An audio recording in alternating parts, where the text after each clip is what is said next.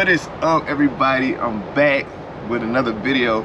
So the third quarter is over, right? It's the end of March. The third quarter is over, and a lot of people are still considering getting into the trucking business or the industry right now. And you know, I'm not gonna sit here and lie. You know, things have been rough for a lot of people. You know, me, things has been pretty consistent because, after doing this for a little while, I haven't been doing it a long time, you find some consistencies in the things that you do. And one of those things for me is like short hauling. Like, I like to do short runs, quick pickup and deliveries. That way I could do 1 or 2 loads in a single day, and that limits my fuel costs and stuff like that. But what I really wanted to talk about, like, if you're really considering getting into this industry right now, is that, it's all going to be about your overhead. Meaning that I always preached, I always talked about, I always reiterated getting your credit together, because if you can get yourself in a financial situation where, you're getting a truck payment that's, pretty reasonable, and if you're getting your own authority, if you've been driving out here for a while and you have that experience to get insurance that are going to be reasonable, or that is going to be reasonable, then you're able to have your operating costs as low as possible, and you should be able to make money, especially with the fuel is starting to come down a little bit. Now, from my experience over the time that I've been doing this, the rates has kind of like pretty much been the same, a little bit lower or less than what they are right now. But with fuel costs being so high, going over the $5 a gallon, it made it very tough with those rates decreasing, after the pandemic and all of that stuff, all of that was over. Because we all know when it was pandemic season, everybody that was in the trucking business started getting calls needing freight to be moved, and the rates was pretty good, right? The rates was pretty good, everything was really good and going forward. And then that's when a lot of people decided, hey, I want to get into the industry too, and we just exaggerated the market with trucks and equipment, and everybody wanted to get into the box truck game and all of this different type of stuff. Now, believe it or not, it's room for all of that stuff, especially with the box trucks. Box trucks is becoming a really hot thing now, because shippers that only have 1 or 2 pallets that need to be moved, they don't want to order a whole big semi truck just to move those pallets. And I get that and understand that. So it is a place for those box trucks in the industry and stuff like that. Buying your truck and your equipment, like I said, get your credit together and stuff like that before you come out here and decide to do that. And another thing people like to do is go straight to getting the money. They want to go straight to getting their own authority and stuff like that. Now, starting your authority, like I said, I have the information that I would pass along to you if you need fuel cards, factoring, even insurance. I got some recommendations for you, so just email me. My email will be in the description below. I'm still giving out that information every single day, and I've been at shippers and receivers, and you guys that watch my videos have been coming up to me, pointing at the side of your truck, showing me your trucks and stuff like that, and saying semi trucks, box trucks, whatever it may be, and you got your name on the side, and you want to dap me up, show some love and support and stuff like that, and show me that you was able to get your own trucking authority, you was able to get your own equipment just by using the information and applying the information that I put out in these videos. So thank you guys, and I appreciate you guys for that, because that's really the only reason that I do it. As you can see, I haven't done a video in a while because hey, some people be saying stuff and not applying the information, and that's not my fault. But for those that this information does help, thank you guys. That allows me to continue to put this information out there for you, because you're using it and you're applying it and it's helping somebody, right? So people like to skip steps when it comes to this stuff. Like, when you go and you're going to apply for your own authority, right? It can take some time. It's not going to always line up perfectly to where the fact that you can go out there and buy your equipment, buy a truck, apply for your authority, and then that truck gets to working and making money. What's going to happen is that truck payment or something, that insurance or whatever it is going to become due before that truck actually get out there and start rolling and actually making money. So you don't purchase the truck, you're waiting and sitting for your authority to go active, and you're just waiting and waiting until everything gets done, because it's a process. From what I've seen and from the process that I went through to get to where I'm at now, it wasn't really hard, but it's a process and some things take time, right? So a lot of times, like, you have to be patient and wait for things to come and wait for things to start to flow, even with cash flow and stuff like that. That's why it's good to have credit. That's why it's good to have certain things that can back you financially, you know, when it comes to that type of thing. Like, whether you have some money saved up and you can wait and be patient for everything to go active, and you can wait for you to get that first load, and you can wait and you have that little cushion that way.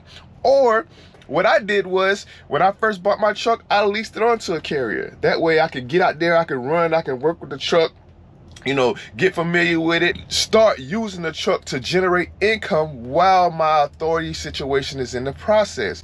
So, you know, some people don't want to do that. You know, they just want to wait, and that's fine. If you have the capital, you have the funds, you have the means to do that, that's fine too. But, you know, skipping steps is going to, like, hurt you financially in the long run. It's going to cost you more money. Meaning that if you're coming straight out of trucking school, wanting to get your own authority, it might not be the best idea.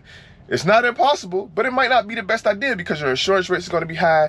You know, loads are not going to be very easy to get for you, especially starting out, because you are brand new and you have to work with new brokers that only accept new authorities, and their rates are typically and usually cheaper than rates that you can get, you know, when you're a little bit more of an experienced driver with a little bit more seasoned authority and stuff like that. But with those things in mind, you know, if you go out there, you follow the process, meaning that if you go get your CDL and you drove for 2 years and then you purchased your first truck and then you leased it on, now you have 3 years trucking experience in the game. I know you've been driving for a while, your insurance rate is going to be cheaper. So just sometimes it may be in your best interest to just take your time, you know, learn how to operate the truck, gain your experience, and then jump out there and get your equipment. And then while you're doing that stuff, you can be working on your credit, positioning yourself to get where you need to be, and it's going to cost you, and it's going to be less cost effective for you. You know, you're going to be able to put yourself in a position to where that,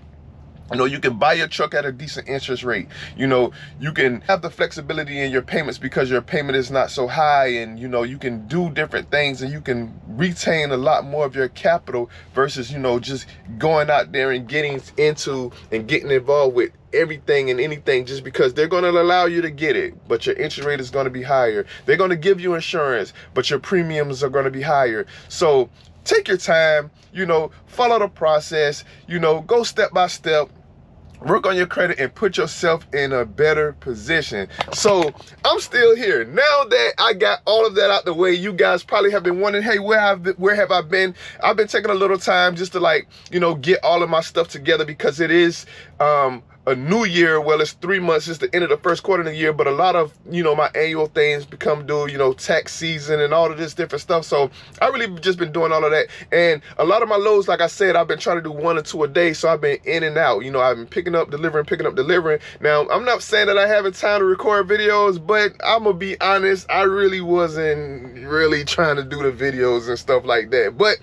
I'm gonna try to get back to it, consistent with making the videos for you guys. Now, as for the truck, now shout out to a lot of my new subscribers too, because I see you guys are still subscribing, still sending me emails, but I haven't given up on the emails. I've still been responding to my emails. So if you guys been reaching out for, you know, information about fuel cards or insurance and stuff like that for your authority, of course, I still been responding to emails. I just haven't been making videos. But I'm here at my truck. Now, some things I had to do to the truck, especially when I got my, just for you guys that are interested and still watching, I had to get my inspection and stuff done, my DOT annual inspection done on the trailer. So I had to put all new tires. I didn't have to, but I put all new, brand new tires on the trailer.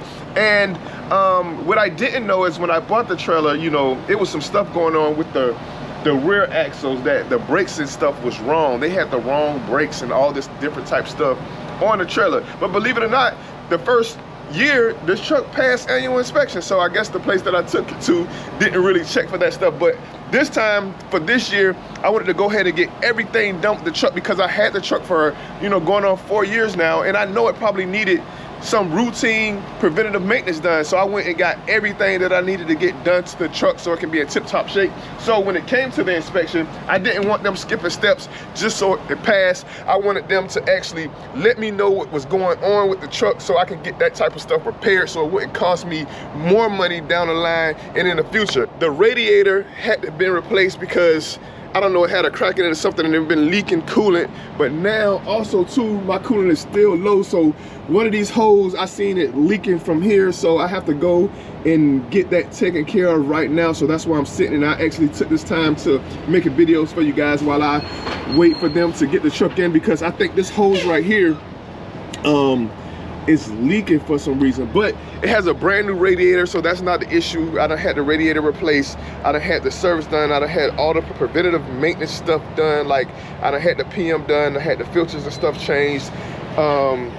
And the tires, man, let me tell you about these tires. Now, people was like, oh, those tires aren't good, these tires ain't that, but man, I've had these tires for 2 years, and look at the tread depth on these things. Now, mind you, I don't go very far, you know. I do out and backs and I'm home. And I don't really do all of that over the road stuff, but there's nothing wrong with over the road. I've done over the road. You might have to do OTR. That goes to me telling you guys, you have to position yourself. You have to work to put yourself in a position that you would want to be in, as far as like how you want to run your truck. Like some people don't mind doing over the road. Some people want to be home every night. That's going to take a little bit of sacrifice, and you might have to go over the road to be able to position yourself to be able to do that. But here we are. Tires are good. Truck and trailer is good. Also too, my second truck is doing containers. Okay, so I do have a second truck.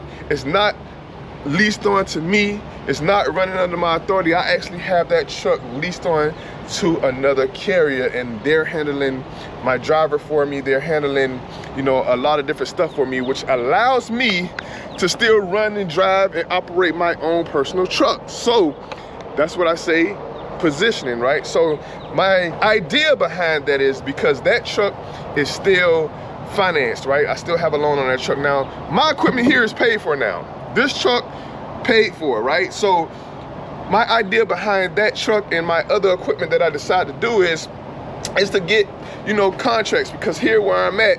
And another thing too, you might want to think about moving to an area. If you're not locked down to an area or a specific area where you live or want to live, you know, you might want to consider moving to somewhere that got high volume freight, you know, or don't move there. Just go to that area, work that area, and then go home whenever it's time for you to go home or you want to go home. But my idea is to purchase equipment, lease them on, let that truck generate some revenue, which could in return make the payments on that truck. And then once all that gets paid for, I'll be able to get local contracts and stuff, because I got multiple trucks. Sometimes it'd be a little bit harder to get contracts if you only have one truck. But if you have multiple trucks and you have shippers that have a lot of freight that need to be moved, and you have multiple trucks to do it, you'll be more likely to get that contract. That being said, that's why I have that truck leased on. I'll probably get another one, send it over there, lease it on, let that truck run and operate, generate some income and revenue to pay off the truck and equipment. And then I would pursue bringing those trucks over to a brand new authority that I'm going to start just for my other working trucks. So hope you guys liked the video. Let me know if you got any questions. Of course, keep continuing to send me emails if you want the information that I have as far as fuel cards, factoring, insurance, or whatever it may be, who I use, all the services that I've used and I still currently use to this day to operate my trucking authority. I will send and email all that information over to you. So like, share, subscribe, and until next time, see you in the next video.